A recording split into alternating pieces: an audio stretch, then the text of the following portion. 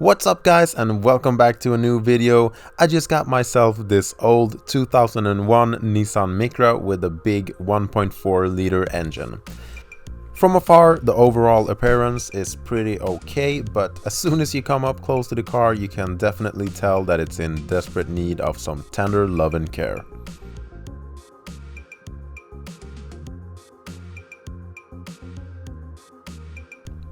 The interior, for what it is actually in a pretty decent state for its age and mileage for this kind of car, but once you actually sit in it and experience it in person, you can definitely tell that it's very dirty and in a desperate need of a deep clean.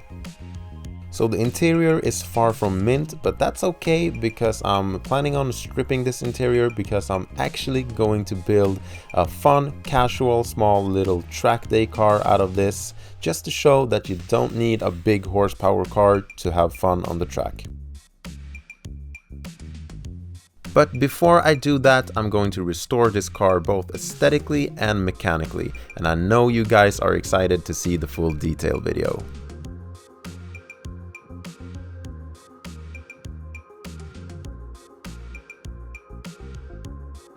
I bought this car in Stockholm and almost drove 100 kilometers back to the workshop.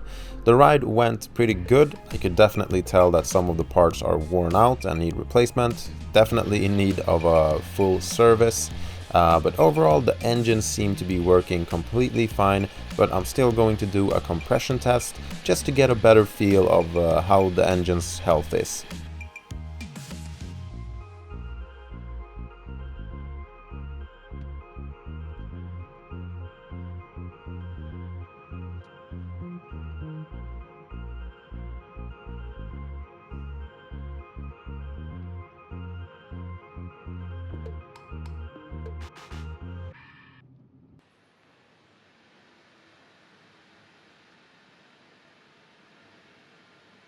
My friends at oljemagasinet.se is kind enough and sponsoring this video, and on their website you can just type in your plate number and it'll automatically show the recommended fluids, filters and a bunch of spare parts for your specific car. And make sure to use the code EJOAUTO10 to get 10% discount on their entire website. So before I continue with this car and refurbishing it and making it into a little track car, I just want to make sure that the engine is okay. So I'm gonna do a compression test and maybe also an oil pressure test just to make sure that the internals of the engine is still good. And if they are, that means I have the green light and I will continue with this little funny build. So let's find out. Before you do a compression test, it's really important to pull the fuse for the fuel pump and let the engine die on its own. Then you also need to remove every single spark plug.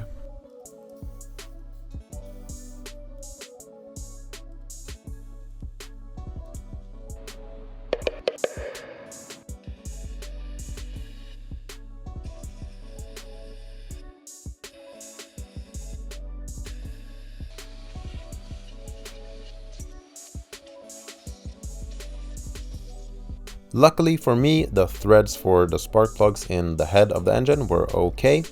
All of the spark plugs looked really good, except for that it was of a cheap brand. One of them had a little bit of oil/fuel on it, but I'm not too concerned about that. They all had a normal, healthy brownish tint on the electrodes.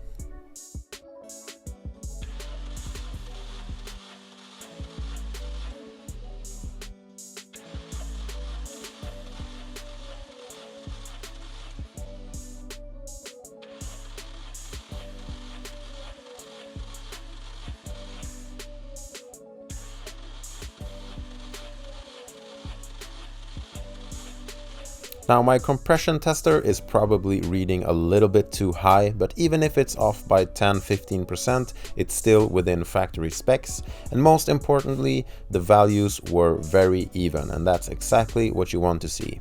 So I'm really happy about how the compression test turned out. Over 200,000 kilometers and this engine is running really good still. So really happy to see that. That really gives me confidence to keep on with this project and building a small little track car out of this. But now I want to see how it looks from the underneath, so let's get it up in the air and check it from there. Before I forgot, I quickly just topped off the fluids on the car just so that it's safe to move around.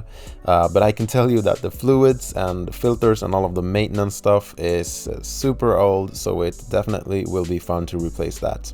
The previous owner kept a really good record of the car, saving every single receipt and inspection note. The service book is pretty much fully stamped up until about 180k kilometers. This is probably the first time I bought an old project car with a good functioning battery. For the most part, on the most important places, the underside looked pretty rust-free. Unfortunately, there were rust on the sills where the pinch welds are. It is what it is. I might fix it sometime in the future though. The car is 98% leak-free. The only thing that I could find was a very small leak on one of the power steering hoses, but not enough to leave any drips behind on the garage floor. All four wheels spun freely and had no wheel bearing play in them.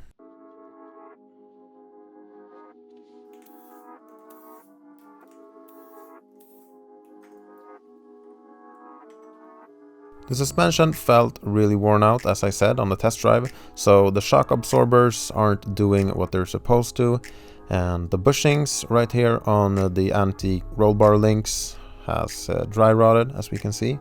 The brakes really needs replacing, and while I'm going to do that, I'm gonna upgrade the brake pads to a track pad. Unfortunately, there is some rust in the wheel arches and the rocker panels, but on all of the mounting points where the subframe mounts to, the rear axle, trailing arms and stuff like that, they're okay. Just a little bit of surface rust on some places, but that's completely fine. You can just brush that off and hit it with some rust inhibitor.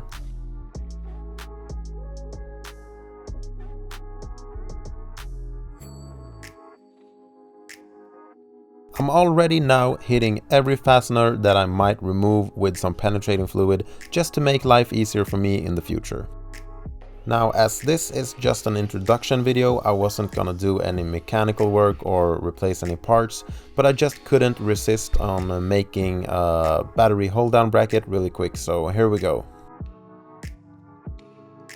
And here is the finished product. Not factory OEM, but it'll definitely do for now.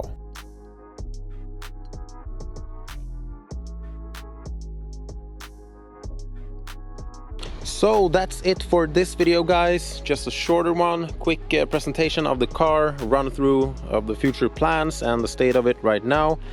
I did some more checking underneath and under the hood just to see what parts I need to order and if there's anything more wrong with the car that I could see.